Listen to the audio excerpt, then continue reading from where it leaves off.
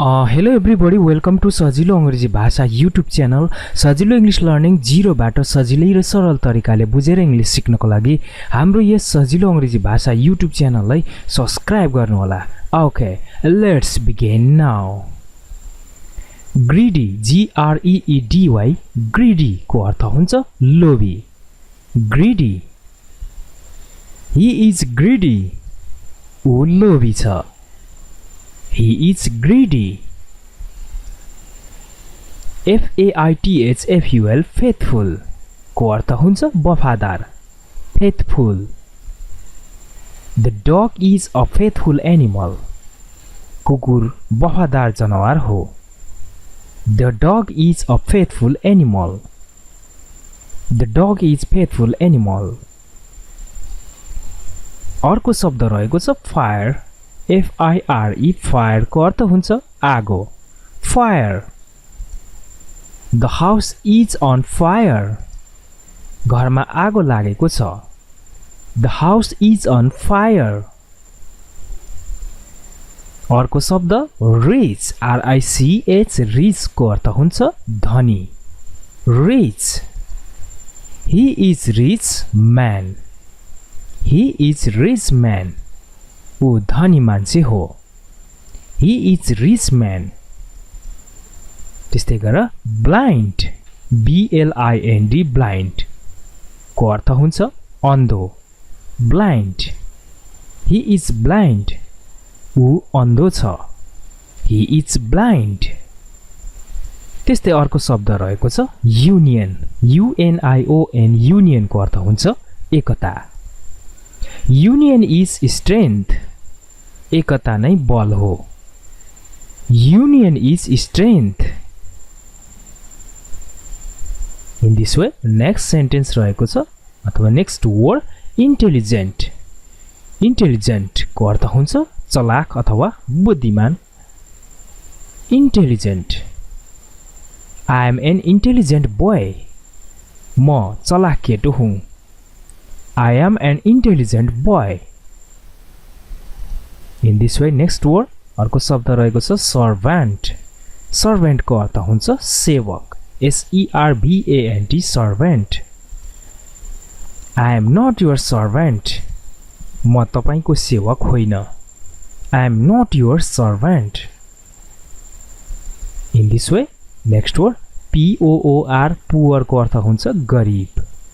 Poor. I am not poor. म गरिब होइन। I am not poor.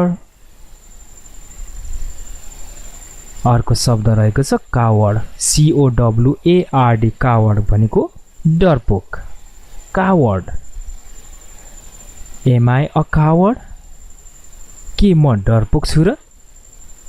Am I a coward? अर्को शब्द रहेको छ deaf. DEAF deaf भनेको बहिरो। Deaf. Is he deaf? के ऊ बहिरो छ?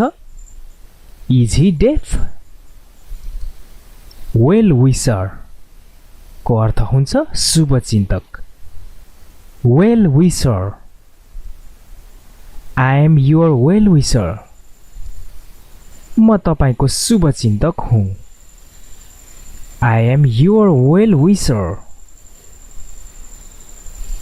In this way, next word soldier को अर्थ हुन्छ सिपाही। SOLDIER soldier. Soldier. I am a soldier. म सिपाही हुँ। I am a soldier. Next word talkative. TALKATIVE talkative को अर्थ हुन्छ गफाडी। गफाडीलाई हामी talkative भन्छौँ। They are talkative. तिनीहरू गफाडी हुन्। They are talkative. WISE wise को अर्थ हुन्छ बुद्धिमान। Wise. Wise. They are not wise girls. तिनीहरू बुद्धिमान केटी होइनन्। They are not wise girls. Sharp SSARP साप को अर्थ हुन्छ धारिलो। sharp. Are your knives sharp? के तिम्रो चक्कु धारिलो छ? Are your knives sharp? Are your knives sharp? Mortal, M-O-R-T-A-L, mortal को अर्थ हुन्छ मरणशील. Mortal, man is mortal. मान्छे मरणशील छ. Man is mortal. In this way, next word, midnight को अर्थ हुन्छ मध्यरात. Midnight. It was midnight. मध्यरात भयो. It was midnight. Rumor को अर्थ हुन्छ हल्ला. R-U-M-O-U-R, rumor को अर्थ हुन्छ हल्ला. That was only a rumor. त्यो हल्ला मात्र थियो. That was only a rumor. Cruel, C-R-U-E-L, cruel को अर्थ हुन्छ निर्दयी. He was a cruel person. ऊ निर्दयी व्यक्ति थियो. He was a cruel person. Obedient, O-B-E-D-I-E-N-T, obedient को अर्थ हुन्छ आज्ञाकारी. Obedient. Rama was an obedient girl. Rama आज्ञाकारी केटी थिइन्. Rama was an obedient girl. Have to को अर्थ हुन्छ पर्छ. We have to learn English. हामीले अंग्रेजी सिक्नु पर्छ. We have to learn English. In this way, next word रहेको छ spoil, S-P-O-I-L, spoil को अर्थ हुन्छ बिगार्नु. I used to spoil things. म सामानहरू बिगार्दथे अथवा म सामानहरू बिगार्ने गर्दथे. I used to spoil things. त्यस्तै गरेर अर्को शब्द रहेको छ still, S-T-I-L-L, still को अर्थ हुन्छ सम्म. Still. He is still unmarried. ऊ अझैसम्म अविवाहित छ. He is still unmarried. In this way, next word, getting को अर्थ हुन्छ भइरहेको. G-E-T-T-I-N-G, getting. We are all getting older. हामी सबै बुढो भइरहेका छौं. We are all getting older. We are all getting older. In this way, next word, else, E-L-S-E, else को अर्थ हुन्छ अरु. Else. What else do you wear? तपाई अरु के लगाउनुहुन्छ? What else do you wear? What else do you wear? Had to को अर्थ हुन्छ पर्दथ्यो. Had to. He had to learn English. उसले अंग्रेजी सिक्नु पर्दथ्यो. He had to learn English. त्यस्तै गरेर अर्को शब्द रहेको छ spent, S-P-E-N-T, spent को अर्थ हुन्छ बिताउनु. I spent there 3 hours. मैले त्यहाँ 3 घण्टा बिताएँ. I spent there 3 hours. त्यस्तै गरेर अर्को शब्द छ were, W-E-R-E, were को अर्थ हुन्छ थियौ. You were a child then. तिमी त्यतिखेर केटाकेटी नै थियौ. You were a child then. Glad को अर्थ हुन्छ खुसी. G-L-A-D, glad. I am glad to hear that. म त्यो सुनेर खुसी छु. I am glad to hear that. Lawyer को अर्थ हुन्छ वकिल. L-A-W-Y-E-R, lawyer. Lawyer. I want to be a lawyer. म वकिल बन्न चाहन्छु. I want to be a lawyer. Wood, W-O-O-D, wood को अर्थ हो काठ. Wood. This table is made of wood. यो टेबल काठबाट बनेको छ. This table is made of wood. Alone को अर्थ हुन्छ एक्लो. A-L-O-N-E, alone. Alone. He lives alone. ऊ एक्लै बस्छ. He lives alone.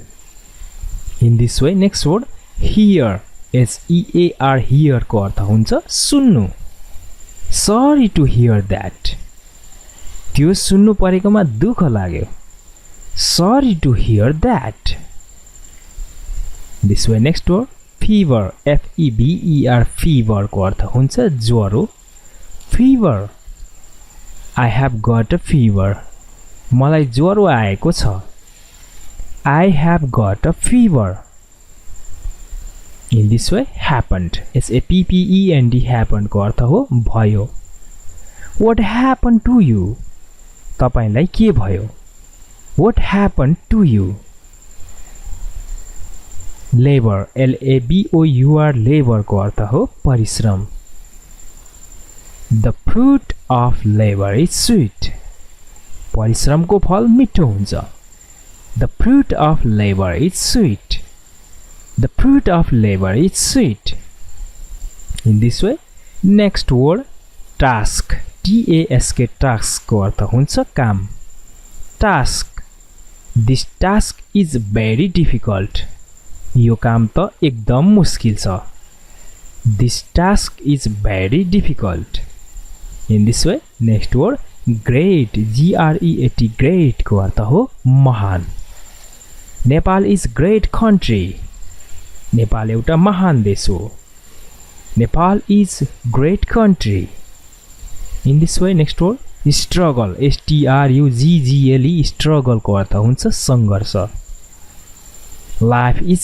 struggle जीवन संघर्ष हो Life is struggle in this way born BOON born भनेको वरदान born healthy body is a born स्वस्थ शरीर वरदान हो healthy body is born in this way next word apologize को अर्थ हुन्छ क्षमा क्षमा APOLOGIES apologize क्षमा I apologize for the mistake गल्तीको लागि म क्षमा चाहन्छु I apologize for the mistake